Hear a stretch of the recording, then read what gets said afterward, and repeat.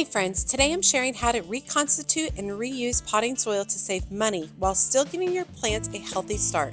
Plus, I'm potting up some beautiful spring blooms. Let's get growing.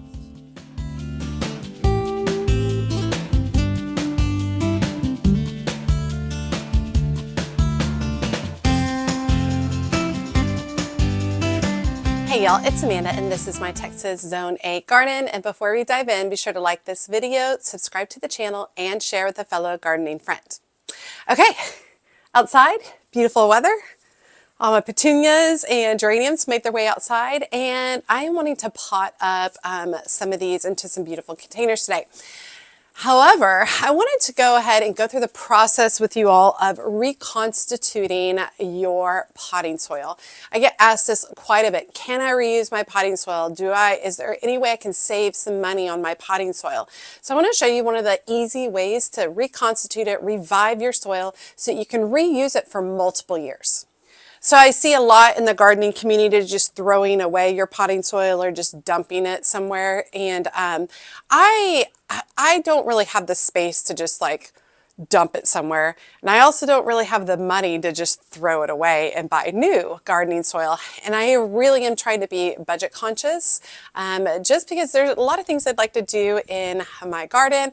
And if I don't have to buy tons and tons of more bags of potting soil, that would be awesome. So let me show you how really simple this process is. Okay, so let's talk about a few things refreshing our garden and our potting soil. Oh, I really put myself really in the sun here with y'all.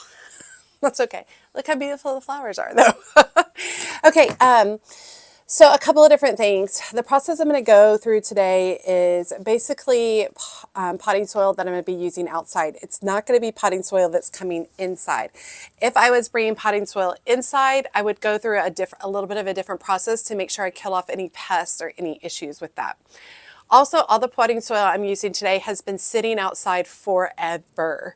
It's been through the cold, it's been through the hot, it's been through all the things, and it's soil that I haven't used for a while, and therefore there's no like disease or pests that I'm aware of. So let's move forward with that. All right, first you need to start with a tub that has a lid. This tub does not have any holes in it, just a basic tub, no big deal. And then you need old potting soil. So got this container of old potting soil right here. And basically what I'm doing is I'm just going to be going in and I'm going to be crushing it up with my hands as it goes in. If I have any really big debris, I'll break that up. Although a lot of the plant debris in here is so old and dry and fragile that it just crumbles up and will add nutrients to the container. So this is what I'll be doing first. And like this, right? Like we can throw that away if need be. It's really important just to take the time to go in here and really break up the clumps as you're putting stuff in. This is a fun thing to do during the winter as well. For those of y'all who it's not 80 degrees out here in the end of February like it is for me. This is a really nice thing to do because you can go ahead and fill containers with your revitalized potting soil and it will be ready to go come spring.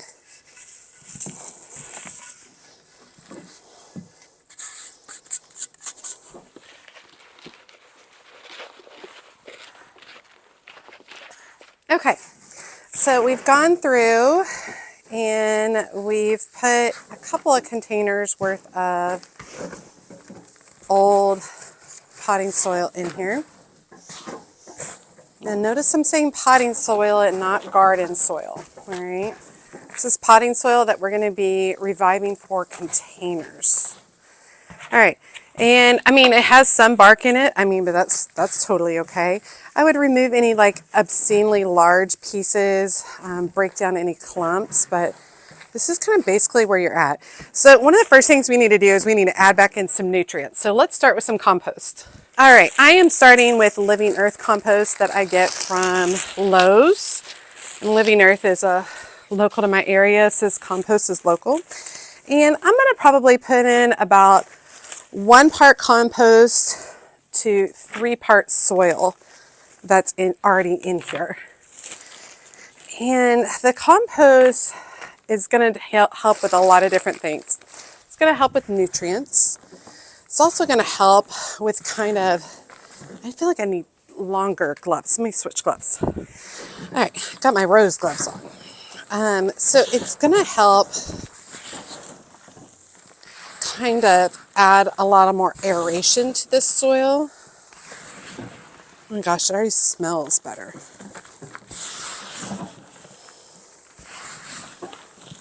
All right.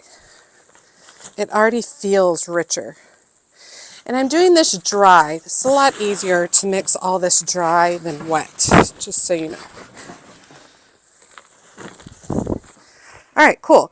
1 part compost to 3 parts soil in here. Okay, now we want to add some worm castings, and I'm just tossing a little bit from my container in there. This is Staw Green earthworm castings, and earthworm castings is basically just the poop from worms, and it adds a lot of nourishment. Now, the worm castings I don't feel are like an absolutely necessary step, but if you have them on hand, it can't hurt. Got that mixed in. So we're working on nutrients here. So next I have some plant tone, and this is a slow release fertilizer. You don't have to use plant tone variety. You just need to find a slow release fertilizer that you can add to your soil. Now, if you're somebody who adds slow release fertilizer to your containers when you're potting plants up, you can skip this step with the slow release fertilizer. Slow release fertilizers typically last about 3 months. Look how much better that's looking already, y'all. It's looking great. Okay, next what we want to do is we want to improve aeration. You can do that with perlite, vermiculite, or sand. And that's pretty key for any kind of potting soil, is to have really good aeration. I have perlite on hand. Like I said, you can do vermiculite. Sand is probably the cheapest option. And so what I'm going to do is just come in and just mixing this in. I'm reaching my hands all the way down to the ground and then pulling up, or all the way down to the bottom and then pulling up. I think I want to add a little bit more compost. I want to see a little bit darker color.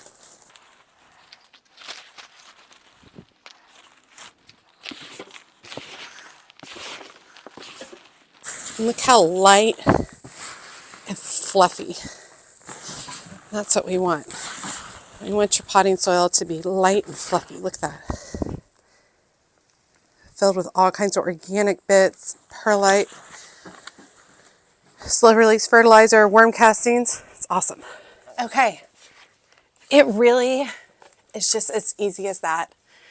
You know, when I started researching this a few years ago and I started doing this, typically what I do is I'll take like an old container that already, an old pot that already has all the soil in, and I'll just do this same process directly into the container that already exists in. And when I started first looking at this process, I thought it was going to be this big, massive deal. It's really not.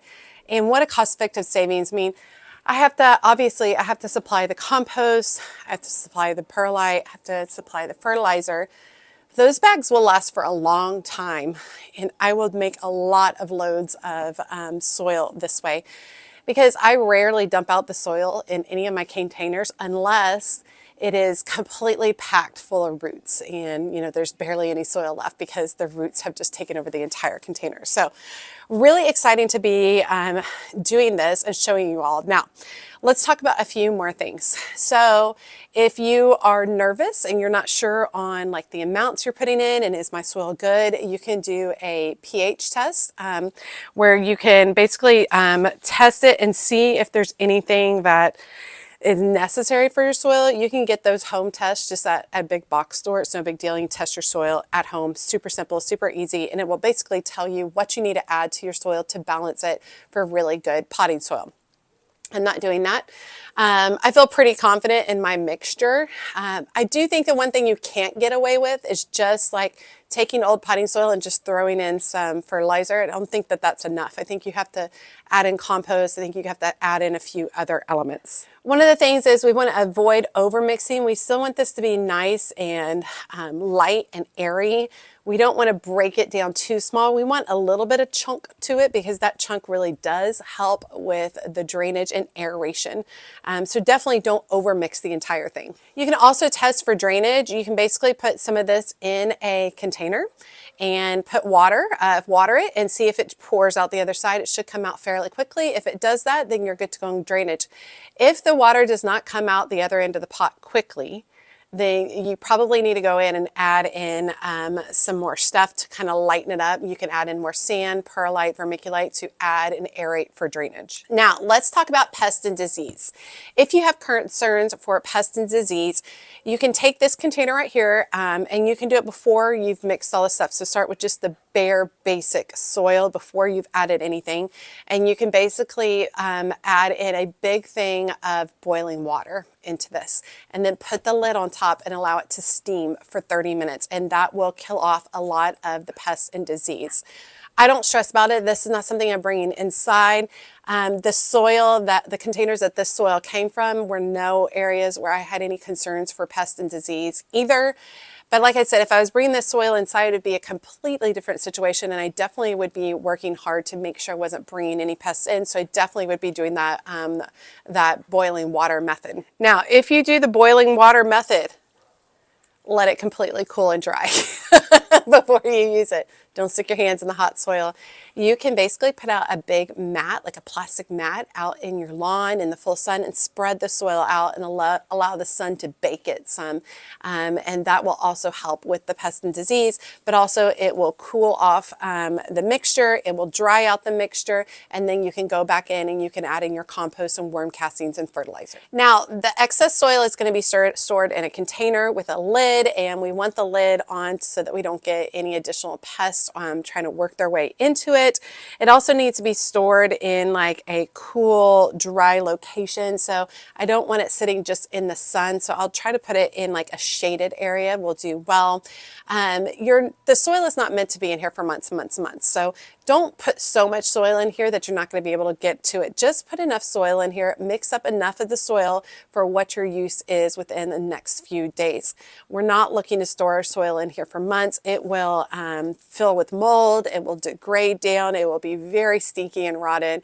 And there's a certain level of rot that's really great for soil, but trust me, you don't want to leave it in here for months at a time.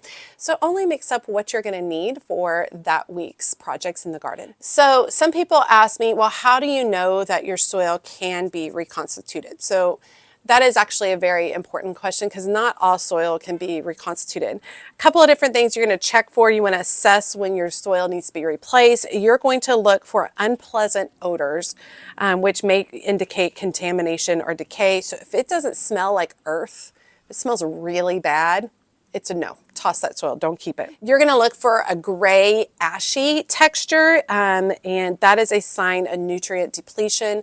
And if that's the case, you would probably wanna add in twice the amount of compost, fertilizers, worm casting, and such.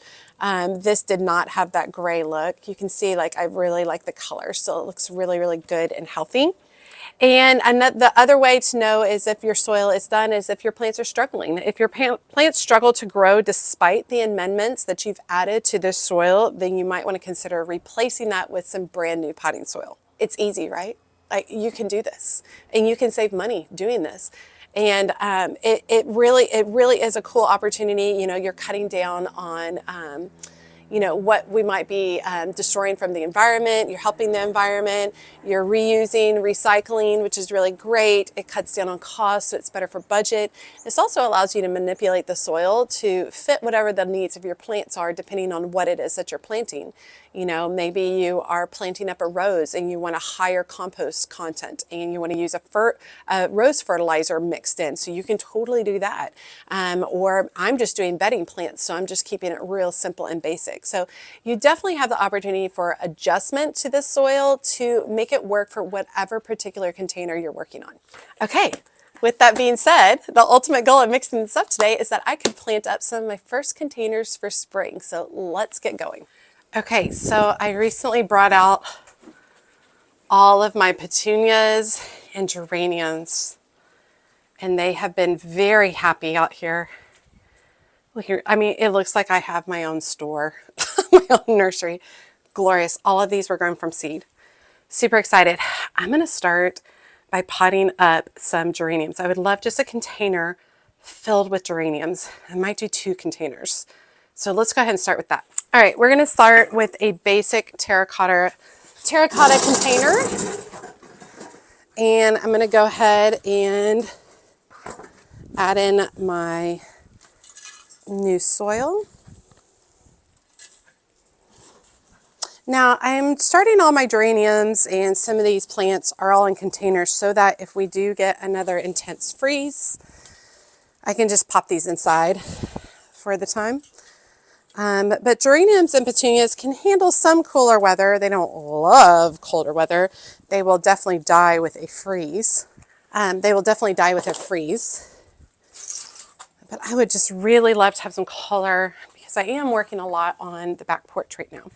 So let's look at some of the stuff I have. Let me see if I've got some clippers. Yes, there we go. These are not good clippers. Got a pair of scissors. Okay, so I started all of these geraniums from seed. This first variety is called geranium violet MB. I can't remember, multi-bloom. That's what it is. Violet multi-bloom. And before I go and start planting these in the container, I'm going to remove a few of the spent blooms, just a little bit. And I'm going to go ahead and start by planting one in the center, just like that. And then I'm going to work around the edge. And I would really like a nice full container. I'm going to remove any old spent leaves, just so we can start nice and fresh. With geraniums, you definitely want to deadhead them to keep them blooming. Look at this root system, so pretty. Looks great. So one of the things I want to be more aware of when I'm planting up my containers this year is I quite frequently will fill the soil all the way to the top lip of the container. And then when I go to water, a bunch of the soil runs out. So I'd like to keep my containers a little bit lower, the soil level a little bit lower this year to help out. Now these seedlings are all very well watered before I'm planting them up. So they're not dry, they're nice and moist. And I know that I'm cutting off some of the color right now, but that's just going to trigger the geraniums to start reblooming some more. And how pretty is this little pot going to be just sitting here on this table? So cute. And I grew these. I think we have room for like 2 more.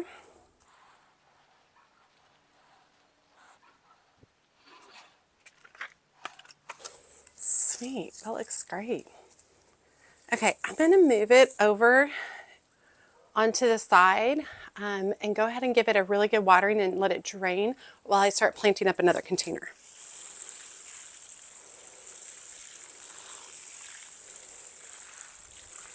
Okay, let's start another container. It's another low terracotta container. All right, and we are going to add in some petunias, and I can't recall what this pink variety is. I'll put it on the screen. But these were all grown from seed as well. Once again, we're going to start in the center. How awesome is it to see that color? Have you ever noticed how sticky petunias are? Like their leaves have a little stickiness to them. Drives me a little bonkers. So I'm trying to not get too much soil on the leaves because it just sticks to them.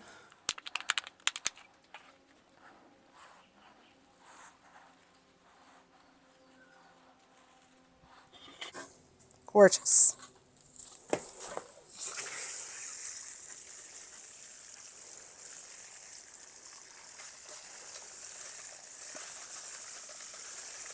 Okay, and then to store it, lid on, nice, cool, dry location. Works good. I will be utilizing this. Oh, actually, you know one thing I was going to do? I was going to pot up some seedlings. Let's go ahead and do that because those seedlings are going to stay outside. Okay, Cleome. Started this Rose Queen Cleome from seed. It was doing beautiful. Potted it up. It did okay. And it started to struggle. We started to see a lot of the leaves dropping. You can see over here. There was some yellowing, even though I have been fertilizing. I've been checking it for pests. I don't see pests. Like, I don't know what's going on. So I feel like perhaps with all of that considered, that I need to maybe pot them up into larger containers. Let's see what this is looking like. Oh yeah, their roots are all the way at the bottom. I think that they're getting root bound. So I think that's what I'm going to do is I'm going to pot them up into larger containers. I'm going to pot them up into this size. It's a gallon size. And I think that they'll do a lot better. And I'm going to keep them outside. So I'm going to start with my new potting mix.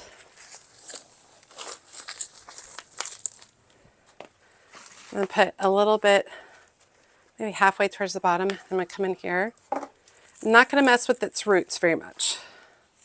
Put that right in there, and then we're just going to fill in the sides on it.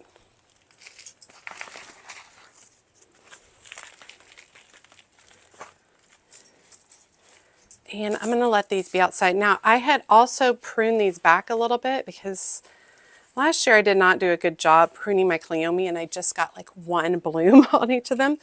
So I pruned them back. This guy's already branching in multiple places. So I thought about pruning it just a little more if I feel like it needs it, although it's already, I don't think it needs it, truthfully. All right, but let's go ahead and get several of these potted up. Now, if we have a freeze, these will come inside for the freeze, and then they'll go back out. And I am definitely in the process of moving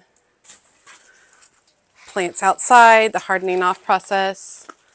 So I bring them out for a couple of hours for the first few days in the shade and protected from wind.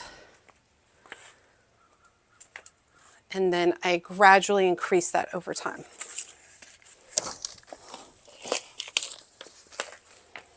Until they have full sun. Yeah, I just wonder if, I don't know. I just felt like the Cleome needs some help. I think being outside will also help it. See how I give it a little shake? That helps settle the soil. You can see these that I've cut already, how they're starting to branch. I think that this one could use a little prune back. Maybe right here. Get it to branch. And this one, I'm going to go ahead and prune.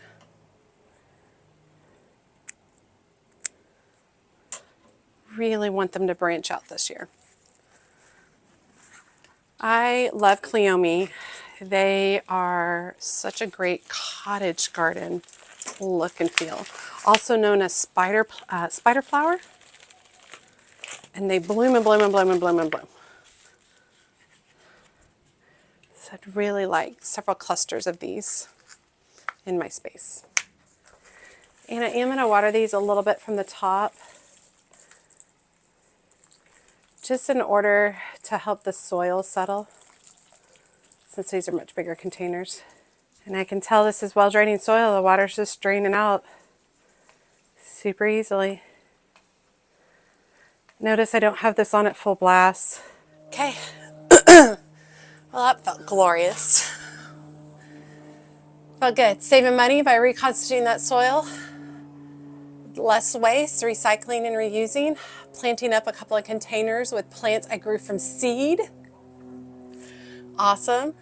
And potting up a Cleome, which I also grew from seed, and hoping that it'll help it by being out here a little bit more as opposed to inside. If any of y'all have any thoughts on the cleome, let me know. I'll be interested to hear what your thoughts are regarding that. I actually see one with a little bit of root showing. Let me fix that before I forget. Okay, and our 10-day forecast is beautiful. We're going to see some rain. We might be receiving, we're going into hail season, so bad weather season. We'll probably have a couple of more freezes before mid-March, which is typically our last frost of the year. Those freezes won't be, I don't think that they'll be hard freezes, knock on wood, who knows. If they are, everything that you see outside, all these plants, they will go inside during any kind of freezing weather. But they'll be outside for now, which I'm really excited. I think that I'm going to continue to do some planting up. I think I'm going to plant up my baskets, my hanging baskets. I'm going to plant them up with Tradescantia. I think it would be pretty. I have some trailing petunias. So I think a mix of Tradescantia, trailing petunias, and Swedish ivy, I think is what I'm going to do on those. I think that that would be really, really pretty. So I've got 3 or 4 hanging baskets. I don't know if I'll do them all the same, but I'll do them similar. I want to go ahead and do them soon because like I'm looking over right now and I see the mourning doves out and they're in pairs, which means they're getting ready to make their nests. So I want to go ahead and do my basket soon because they tend to go ahead and make nests in my hanging baskets. So maybe that'll be an upcoming video and I'll be utilizing everything that I grew from seed, which is awesome. And I'll be utilizing a reconstituted potting soil. Also awesome, very exciting. I got a new trick for my hanging baskets this year to help them stay better hydrated. So I'll show you all that trick as well. I hope you guys enjoyed today's video. Learning how to reconstitute potting soil, you don't have to waste it. You don't have to throw it away. You can reuse it and you can adjust it for multiple purposes depending on what kind of plant you're doing. If you're doing like succulents, you can add a whole bunch of sand and grit and gravel to it and make it more like easier draining, more of a cactus soil. You can do a higher content of nutrients for whatever particular plant that you might have that's a heavy feeder. You can do a lot of different things with it, so I hope you all will try that. Let me know if that is something you already do or if this is something you're interested in trying. As always, make sure you like and comment on the channel. Every time you like and comment, it helps to grow the channel so much. And if you don't feel comfortable leaving a comment, just drop me an emoji below, letting me know that you made it to the end of the video and that you say hi. And be sure to go check me out on my Patreon community. That is a new place for me. That is the place where I'm posting all of my social media. It is a private community. You can join at the free tiered level or you can pay for other tiers that get you different levels of access, including additional videos, polls, chats. You get to share pictures of your gardens. It's been really, really great. So great that I just haven't been interested in Instagram, Facebook, or TikTok since I started Patreon. I just love it. It's really, really fun. I get to talk to gardeners on a daily basis on Patreon, which is really fun. So if you're interested, go check that out as well. The link is in my video description. As always, she's a mad gardener or a decorator or anything else that she wants to be. Thanks, y'all.